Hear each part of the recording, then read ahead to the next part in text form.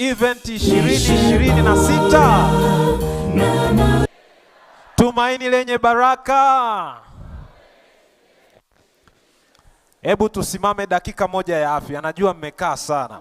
Lishe bora na mazoezi, maji safi, mwanga wa jua, hewa safi, pumziko na imani kwa Mungu, tumaini kwa afya ya zamu yenu. Sasa twende lishe.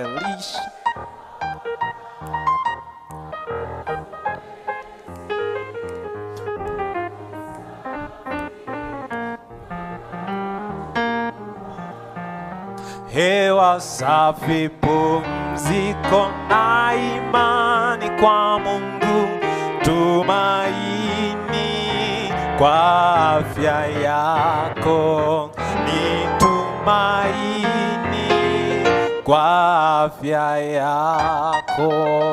Wenye furaha, hebu tupunge mkono wakati tunakaa. Okay, tukae. Leo ni siku nyingine tena, na tumekuja kujifunza somo la muhimu sana. Wenda ni somo ambalo wengi wana shauku ya kulisikia kuliko masomo yote yaliyotangulia. Ni somo ambalo linaweza likaleta debate kwa watu wengi duniani. Unajua, tulipokuwa tunazungumza jana na juzi, tulikuwa tunazungumza zile kanuni za jumla. Lakini leo tunakwenda kuangalia kwa kina matakwa ya Mungu katika swala la ulaji wa nyama. Wiki ya kwanza nimeitenga hususan kwa ajili ya masuala ya ulaji, kwa sababu matatizo mengi ya afya yanaletwa na masuala ya ulaji.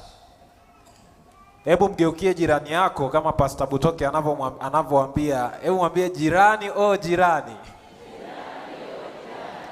Utakatifu mezani. Hebu sasa niangalie mimi hapa mbele. Unajua, swala la utakatifu ni swala pana sana. Utakatifu huwa hauishii tu kanisani. Leo tutaangalia hata mezani kuna utakatifu. Sasa kabla sijaingia kwenye somo, tuanzie nje ya box kidogo. Nimewaambia nitakuwa nawaletea uthibitisho wa kisayansi juu ya kweli ya Mungu ambaye ni Mungu wa Sabato. Haya, tazama hapo. Hiyo inayoonekana hapo ni upinde wa mvua na jua. Je, unajua ya kwamba jua lina rangi 7? Mwanga wa jua una rangi 7 na upinde wa mvua pia una rangi 7. Je, unajua hilo? Rangi 7 za upinde wa mvua na mwanga wa jua wenye rangi 7. Wazungu wanasema components of white light. Huu ni ushahidi mwingine unaokuthibitishia kwamba Mungu wa Sabato ya siku ya 7 ndiye Mungu aliyeumba kila kitu. Sasa tuendelee na somo letu. Najua Pastor Butoke atakuja kuwafundisha kuhusu Sabato na atawaelezea siku moja Sabato ni zaidi ya siku. Najua sio leo, lakini mimi natangulia kukuibia siri. Endelea kuja. Kama una maswali kuhusu Sabato, basi utapata majibu katika mkutano huu. Sasa turudi kwenye historia. Twende kwenye historia kidogo. Hivi unajua chakula hakijawahi kuwa kitu chochote? Kuna watu huwa wanatudanganya, wanasema bwana, unajua kwa sababu kila kitu kimeumbwa na Mungu, tunaweza kula tu kitu chochote. Umewahi kukutana na watu kama hao? Lakini ngoja nikupe siri. Hakuna jamii yoyote ya wanadamu duniani ambayo imewahi kula kila kitu. Historia inaonyesha kwamba chakula kilifuata mila na desturi za jamii husika. Sasa hapo tunaiona nafasi ya chakula katika jamii moja. Chakula kilisimama kama utambulisho wa jamii. Kama uamini, mimi nataja chakula alafu niambie kabila. Haya, Mtori. Haya, mnaona? Kumbe mnajua. Nimetaja tu Mtori, watu wamejua kabisa unatokea Kilimanjaro kwa Wachaga. Haya, Matoke. Umeona watu wamesema Bukoba kwa wale. Kwa hiyo kumbe ninaweza nikataja chakula na nikapata utambulisho wako. Kwa hiyo ukiachana na jamii za kibinadamu, kuna jamii za kiroho, watu wa Mungu na watu wa nani? Wa shetani. Haya, ng'ombe haya basi, hebu tuendelee. Nadhani tumeelewana kwamba chakula kinabeba utambulisho. Bwana Yesu asifiwe. Kwa hiyo tunaweza tukakutambua wewe ni nani kupitia unachokula. Cha pili, chakula ni msingi wa ushirika. Hakuna tukio lolote la kijamii linalohitimishwa bila chakula, iwe ni harusi, iwe ni chochote kile. Lakini haiishii tu hapa, chakula pia ni msingi wa ushirika wa kiroho. Hakuna tambiko linalofanyika bila nini? Bila chakula fulani kuandaliwa. Lakini jambo la tatu, chakula ni kipimo cha nidhamu na maadili. Mimi kule nyumbani kwetu nilipokuwa mdogo, nilikuwa naambiwa wakichinja kuku nyumbani, nilikuwa naambiwa firigisi ni ya baba. Kwa hiyo inakuonesha tu kwamba kumbe kuna tofauti kati ya baba na mtoto. Lakini pia ndugu zangu Wajita walikuwa na ubaguzi sana, wakawa wanasema kichwa cha samaki ni cha wanaume tu.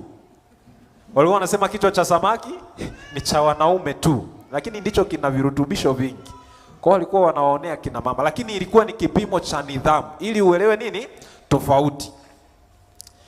Biblia katika kitabu cha Walawi 11, ukisoma ile sura yote, sitaisoma kwa sababu ni ndefu, ninakupa kazi ukasome, ila nitajikita katika fungu la 45 na 47. Najua linaonekana hapo. Mungu alitoa sababu kubwa 3 za kutoa maelekezo ya wanyama wanaotakiwa kuliwa na wasiotakiwa kuliwa. Sababu ya kwanza ilikuwa ili niwe Mungu wenu. Upo mpaka hapo? Sababu ya kwanza ni nini? Sababu ya kwanza ni ili niwe Mungu wenu. Sababu ya pili? Sababu ya tatu,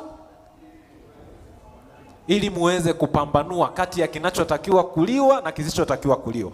Kwa hiyo kumbe, ukikataa yale maelekezo yote yaliyotangulia katika Walawi 11, maana yake unamkataa nani?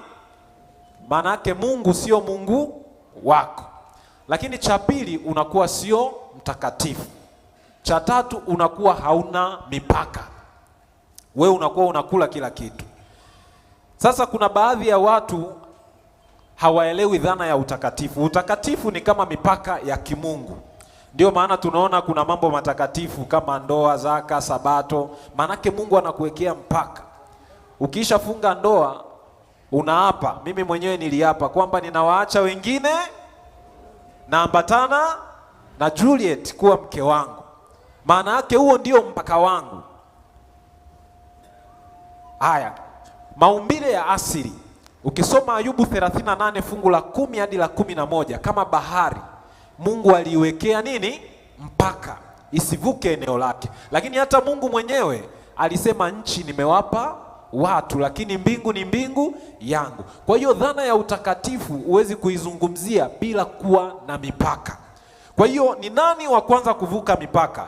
Shetani na malaika zake ndio waliokuwa wa kwanza kuvuka mipaka. Yuda 1 fungu la 6, Biblia inasema na wale malaika ambao hawakuilinda enzi yao wakaacha makao yaliyowahusu, hivi sasa wamewekwa katika vifungo vya nini? Vya uharibifu. Kwa hiyo kumbe tunapovuka mipaka ya kimungu tunakuwa upande wa nani?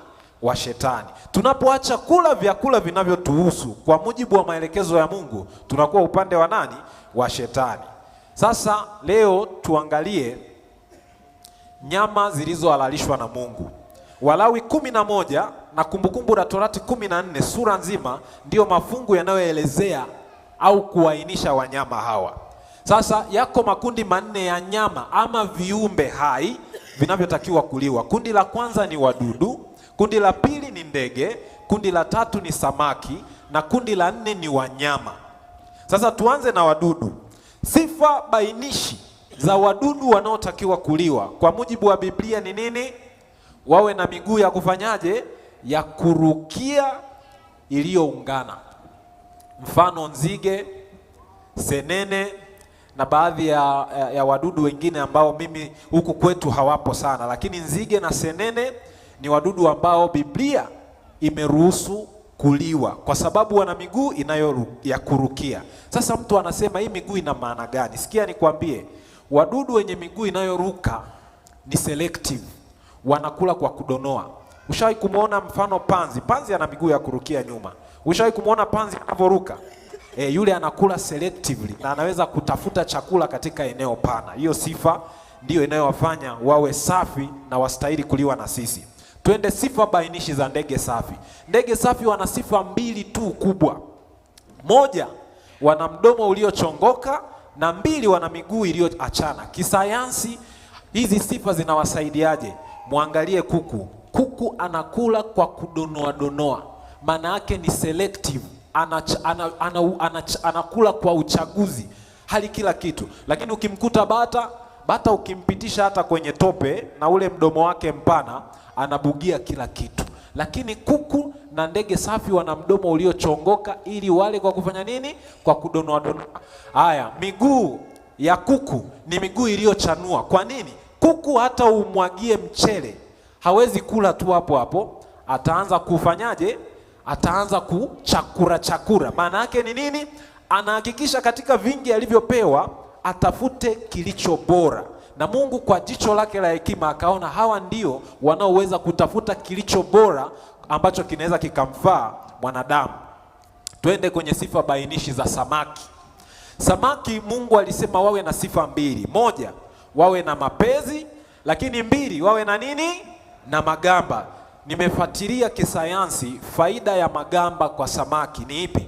Faida ya magamba inawasaidia samaki waweze kujilinda wenyewe dhidi ya wanyama hatarishi, lakini pia waweze kujilinda dhidi ya hatari zilizo katika mazingira. Kwa mfano, sumu zilizopo katika maji. Samaki wenye magamba wana absorbu kiwango kidogo sana cha sumu kwenye maji, kwa sababu yale magamba yanawazuia, yanawalinda dhidi ya uchafuzi wa mazingira. Lakini mapezi yanawawezesha kuogelea na kuwa stable. Kwa hiyo wanaweza wakatafuta chakula chao katika mazingira ya aina mbalimbali. Hiyo ndiyo sifa ambayo Mungu aliona inafaa kutufaa sisi pia kula samaki wa namna hiyo. Sasa twende kwa wanyama safi. Wanyama safi walipewa sifa mbili. Moja, kwato, lakini mbili, wawe wanacheua. Sasa angalia hapo, kuna kwato, hapo kulia kuna kwato. Huyo mguu wa kushoto hapo, huyo ni farasi. Farasi hana kwato.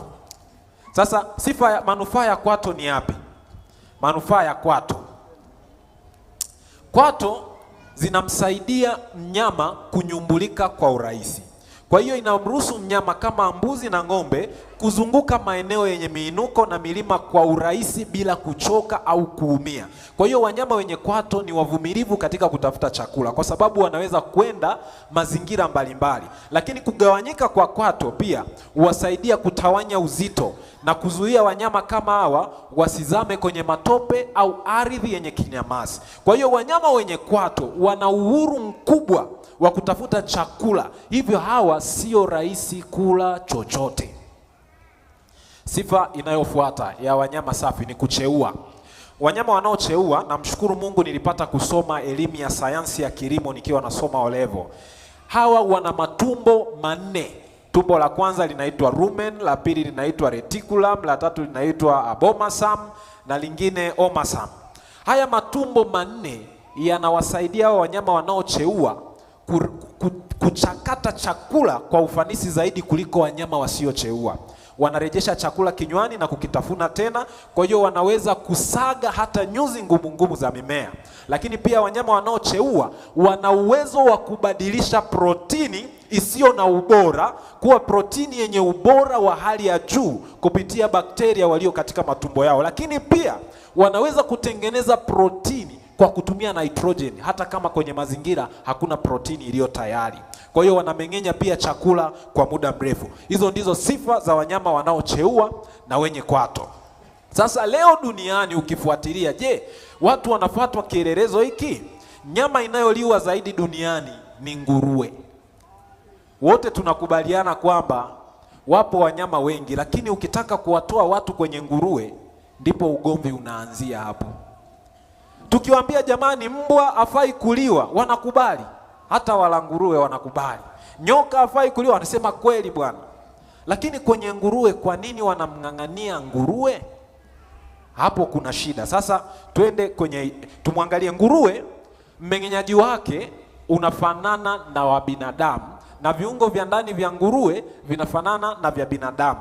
Nguruwe ana kwato lakini hacheui. Sasa gazeti ama jarida la Smithsonian Magazine linasema kwamba simulizi kutoka jamii za kale za binadamu wanaokula watu, yani cannibal societies, wanaeleza kwamba nyama ya binadamu ina ladha sawa na nyama ya nguruwe, na nguruwe alitumika kama mbadala wa nyama ya binadamu pale binadamu alipokosekana. Jamii hizi zilimuita binadamu kama nguruwe mrefu ama long pig, unaweza ukagoogle hilo neno. Na kisayansi inaonyesha kabisa kwamba misuli, mafuta, umbile la ngozi na viungo vya ndani vya nguruwe ni sawa na vya binadamu, na ndiyo maana hata ngozi ya nguruwe huweza kutumika kama kipandikizi katika baadhi ya matibabu ya majeraha makubwa kwenye mwili wa mwanadamu. Kwa hiyo sasa ukiliangalia hilo jarida unaweza ukahisi daktari ameongeza chumvi, lakini turudi nyuma kwenye Biblia. Isaya 65 fungu la 3 mpaka la 4. Biblia inaonya juu ya ulaji wa nguruwe, na hii ni sauti ya Mungu mwenyewe. Anasema, watu ambao daima wananichokoza waziwazi ni wale ambao wanatambikia miungu yao katika bustani na kufukiza ubani juu ya matofali. Haya, huketi makaburini na kukaa mafichoni usiku, hula nyama ya nguruwe na mchuzi wa wanyama haramu. Kumbe ulaji wa nguruwe na kuketi makaburini vinaenda pamoja. Kwa hiyo Mungu alikuwa anazungumzia hizi jamii ovu zilizokuwa zinakula hadi nyama za watu, na sisi tunaelewa haya mambo kwa sababu kaburini ipo mifupa na miili ya watu.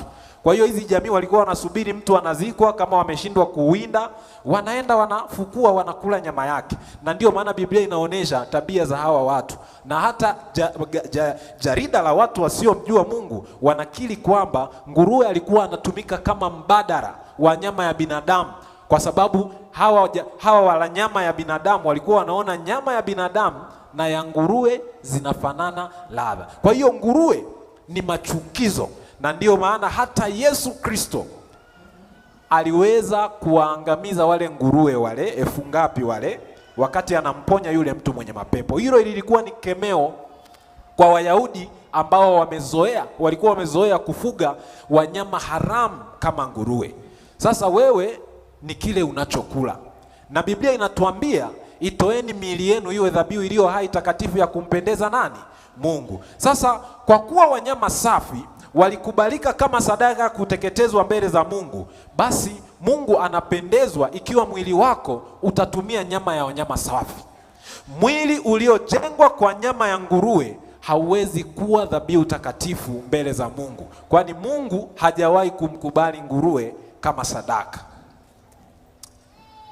Kuna baadhi ya mafungu yenye utata kwenye Biblia. Kuna watu wanasema mara kiingiacho mtu si najisi wala kimtokacho, lakini fuatilia vizuri hiyo. Hoja pale ilikuwa sio nguruwe ni chakula au sio chakula.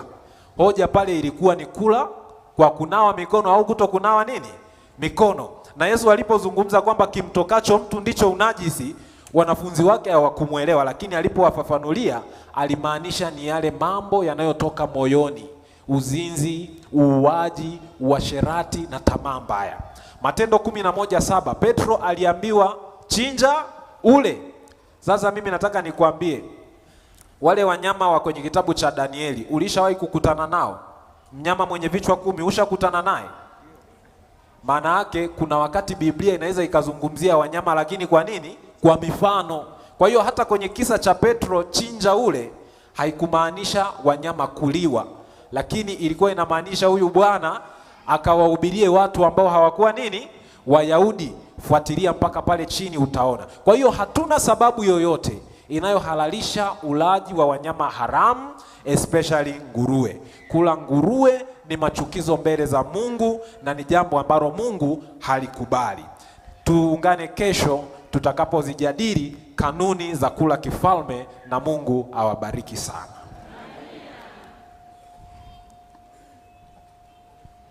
Njombe Net Event